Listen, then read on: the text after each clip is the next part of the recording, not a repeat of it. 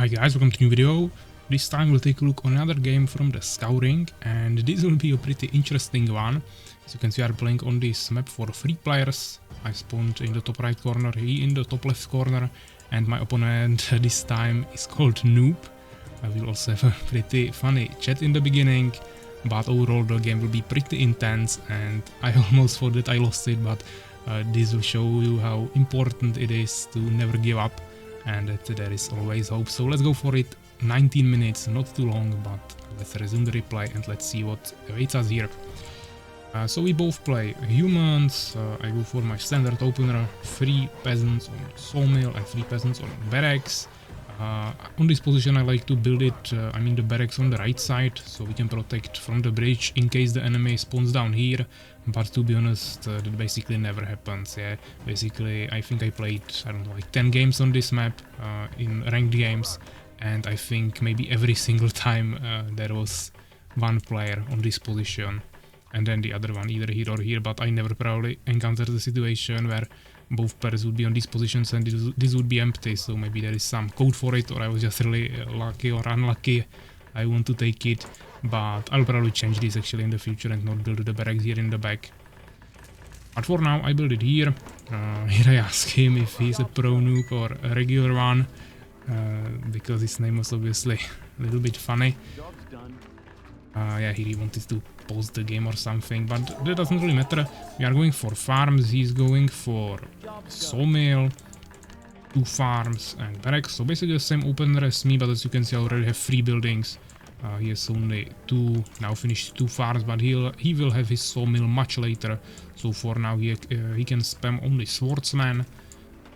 He has his farms a little bit sooner, but there is one AFK peasant, probably sent 4 to this farm and 2 here instead of 3 and 3, and before he realized that it took some time, wasting some uptime there. I'm finishing my second farm now, but we are still in, we still had some food in stock, so that was fine. He managed to squeeze through here with one swordsman, survived from 5 HP after getting hit by the archers there. And he was obviously pretty lucky here because he found my position basically immediately.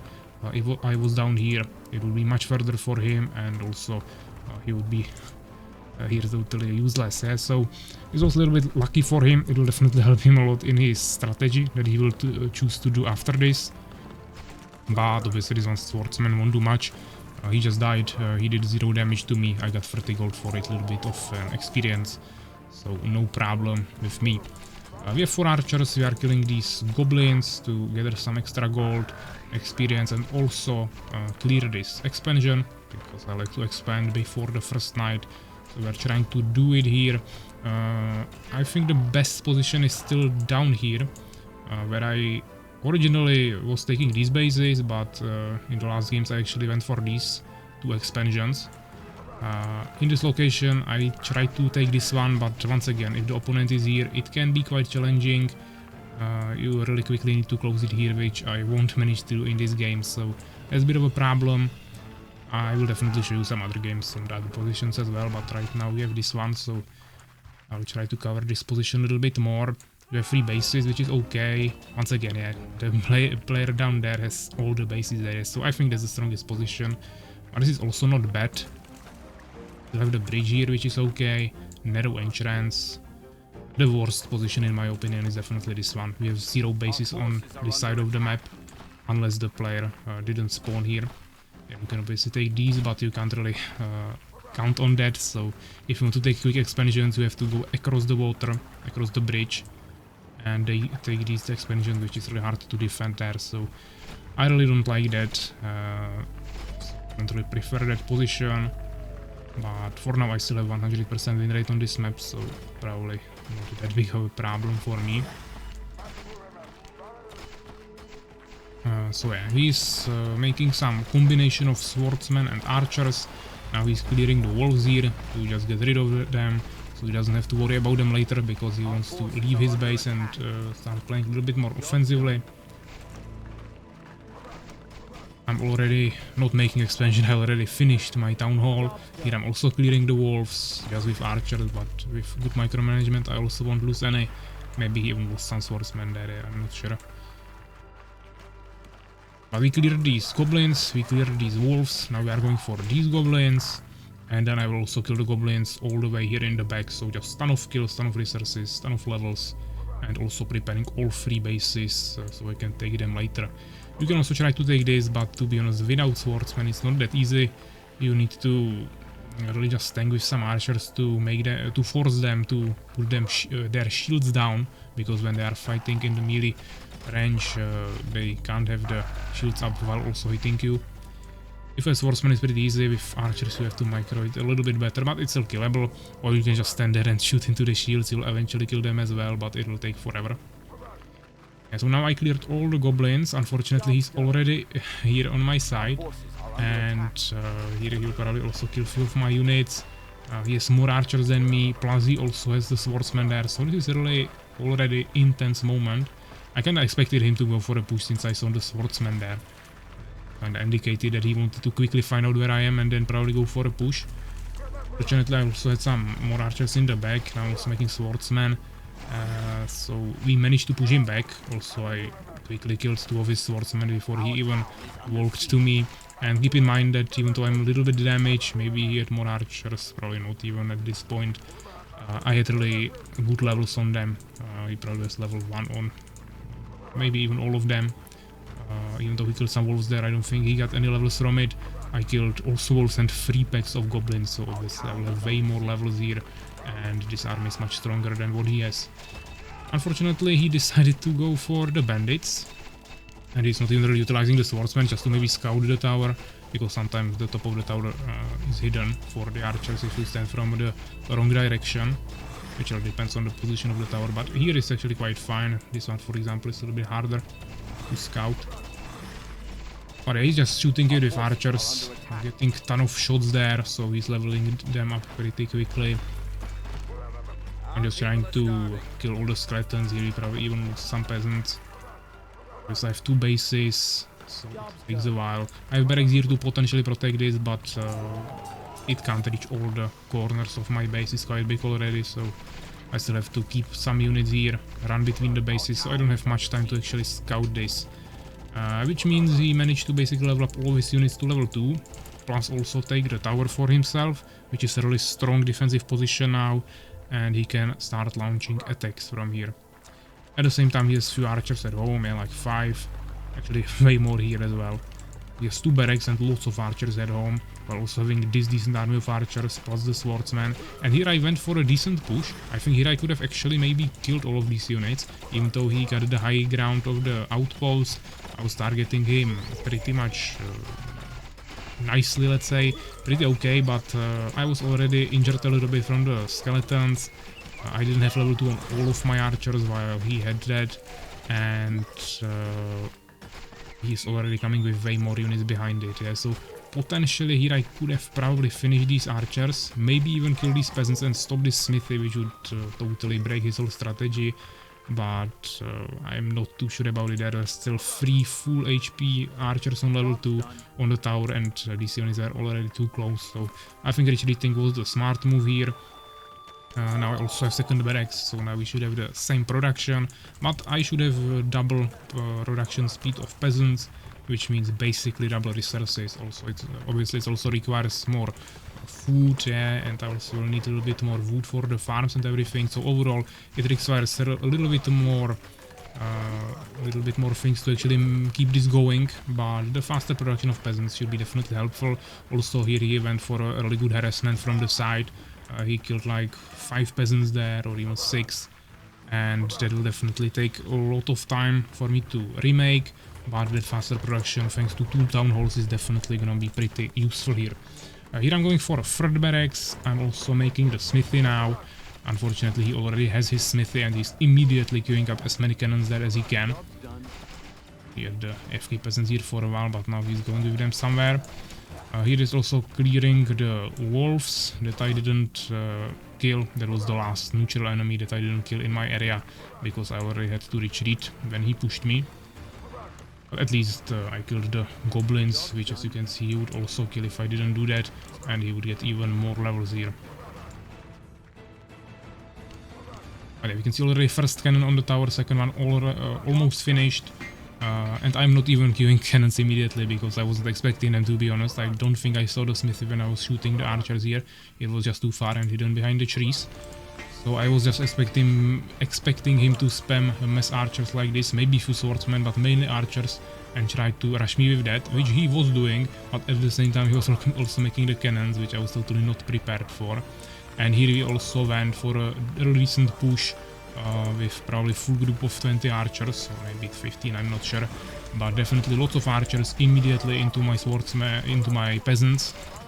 Also they are leveled up, so even more damage, and he just one-shotted basically my whole expansion, killed all the peasants before I was able to get there. Here I tried to put 8 archers immediately on my barracks to get the high ground. I also at this exact moment will get the shield, so immediately when I get it, I immediately activate the shield ability on all of my swordsmen. Here I have a few more archers behind it trying to kill him, but as I said, he is level 2, he's really tanky, so he just walked away, maybe lost like 1/3 of his army. But I lost my whole base for it, and now he's running into my second base. I don't have any more defense here because after the night I just took all of my units to have a stronger army. So he's just freely running around here, getting more and more peasants, and now he destroyed my economy a lot. Now he might potentially even have more peasants than me, but probably not. Now we have probably around a similar amount, but here I just walk here to kill him, because I thought that these archers were the only army he had and he was probably expanding.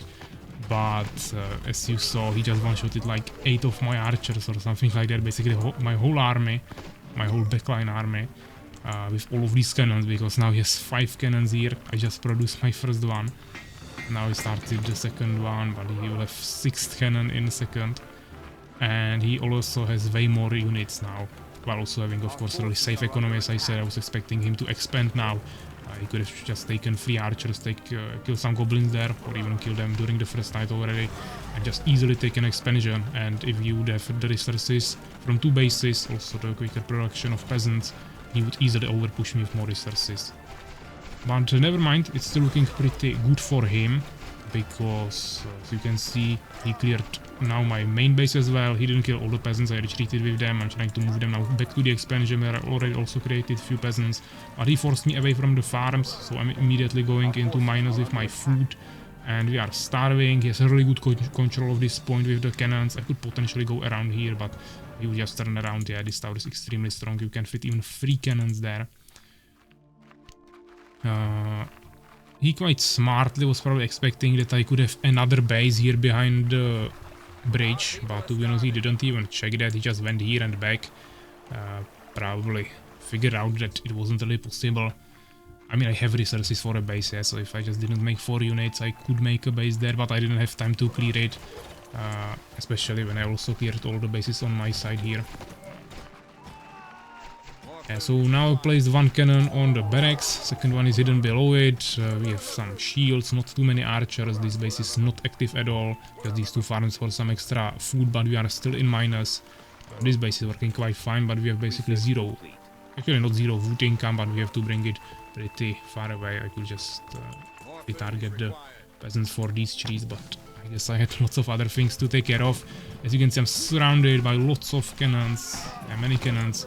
He is also pushing with the archers, which was actually quite a bad move from him. I managed to really quickly kill all of his archers that were in this position.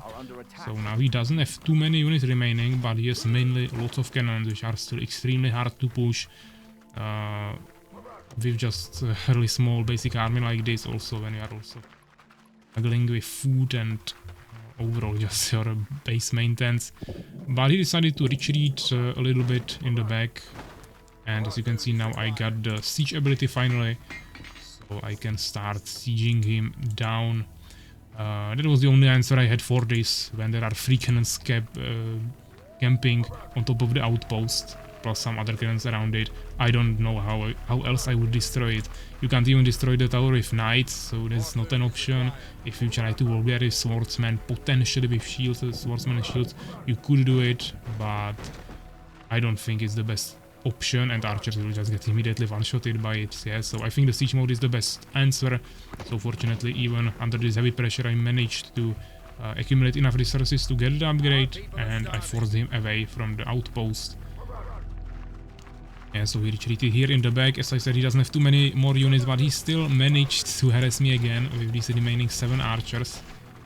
Also the night is happening, yeah, so many skeletons will be coming from here. I still have no protection because I was expecting way stronger push from him again.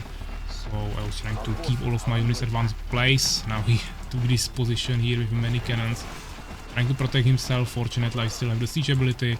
Also the skeletons were helping me there a little bit. He still needs to protect his base as well, and we can see he was just not producing peasants during the game at all. That was probably his biggest mistake. I think the strategy was actually pretty good, but he just totally messed up there in terms of he was not doing at his home. Unfortunately here I lost all of my peasants again to these seven archers because I wasn't able to get there with my army when I was immediately surrounded by so many skeletons. This night was really intense. Skeletons from every single side, attacking, basically killing all of my swordsmen, maybe even some cannons there, also definitely forcing them away, and my archers can't even get through them effectively. At the same time, more skeletons are already killing me at my main base, coming even across the bridge, clearing my peasants there, so now I have basically only one income and it's already getting killed, whilst he still has full income, which could be safe if he just took his archers that he's randomly sending somewhere. Yeah, he has them here. If he had them on top of the fort, he should be probably fine. We can maybe check a little bit on his stats. Yeah, he has 3000 gold. He should be definitely immediately spamming peasants in his main building, which he's not even doing. And probably just make swordsmen or just send all the peasants to wood because you don't need gold at this point. 250 food. I have 400, so I have way more. But I'm starving, like absolutely here. I have 0 income right now, both bases are overtaken by skeletons. For it to not be too little, he's also here with the archers, harassing the remains of what I have. I'm trying to snipe them here with my cannons, trying to predict his movement. I think I showed there a few of them before. Now he escaped to the outpost where he's totally safe from the skeletons. I'm still trying to clear this. I at least escaped a few of the peasants on top of the barracks. But we still have 0 food income, so we are just going into more and more debt. And yeah, here I'm just immediately forced to send any new peasants on top of my barracks. Fortunately I still have decent income in terms of, I mean I have decent gold saved up, also wood. And we also get lots of gold from these skills because I'm playing so many skeletons, not with cannons but with archers, so we are getting lots of resources from that, and thanks to that I can still spam my peasants in both of my town halls. Yeah, as you can see, he still basically also lost his main base. He didn't really lose it, but he's not getting any food now either. Also no income, and he has only a few archers left here. Which I'm immediately sniping back by these cannons. Night ended, I'm trying to clear the last skeletons that are remaining here. Yeah, you can see that he's probably gonna go even into minus, or almost. He barely sustained it somehow, but he has no peasants. Yeah, he just totally messed up his macro. If he actually focused on the economy at least a little bit, then obviously the pressure would be maybe a little bit slower, but in the end it would be stronger because he would have more resources. And now he would be still capable of actually fighting back. Right now, even though I lost basically all of my income, I can much quicker recover from it. And since he also has no income, this is much better position for me. He still has 3000 gold, yeah, so that's true. Now he spent finally the peasants there, also swordsman. Probably the best thing he can do, even though as I said I would probably just take the peasants and put them all on wood. But now he's probably trying to go for some last push, unfortunately for him. We have both the same amount of archers, both players have them pretty nicely leveled up, but unfortunately for him, I have 6 cannons here with siege mode, immediately sniping him. He tried to actually micromanage them quite well there, but I was also targeting with my archers, so I just took him out without not too many losses. And now I have 2 bases, map control of this area. I want to move away from this only entrance. He could go this way, but I was also thinking about that at the time, so I would quickly build some defense there. And yes, I said 2 bases, really good economy, quickly recovering it, decent production buildings. He lost basically everything and he just surrendered here. I actually said LOL because I didn't really believe it. I was really expecting him to have like 5 bases at this time because he created really good pressure and he had the map control. I was not harassing him at all, so I couldn't even imagine that he would be struggling at home. But fortunately for me, he was struggling there, and once I destroyed his front base, he didn't really have any more chance, so he just gave up. So I think a really intense and interesting 19 minutes long game. So let's check the results, finish replay. In the end, even though under so heavy pressure, two bases are just superior, so we managed to gather 8,000 more gold, which is not double, but almost. 1,000 more wood, not that big of a difference, but still a lot. Here you can see that he killed basically twice the amount of units as me. He also lost a lot, yeah, he lost like 40 units to skeletons, but I also lost like 20, maybe 30 actually, units to skeletons. So we both lost similar amount to skeletons, but overall I lost way more units. But I also produced almost the double amount of units thanks to the extra resources. I also killed almost double of neutral enemies, especially during this last night where there was so many skeletons everywhere, and that gave me lots of resources as well, so even easier for me to recover from this. And we also had with way better infrastructure. He didn't have too many buildings, he had 2 barracks at home. In the end I actually had 3 of them. We both had 1 blacksmith, but actually he had it sooner a little bit, but I mainly started making recannons later because of the shield upgrade. He didn't even get that, but he was making swordsmen only in the beginning. After that it was just archers and cannons, so kinda made sense for him to not go for the shield upgrade. But he was also utilizing the outpost tower here, so obviously he didn't even need that many buildings. If this was not here, I think this whole strategy he tried would just fail, because that one push I did on the tower was really dampened by that by the fact that he was on the tower. If we are both on the ground, I would definitely push him back, and then he wouldn't be able to build this the smithy here.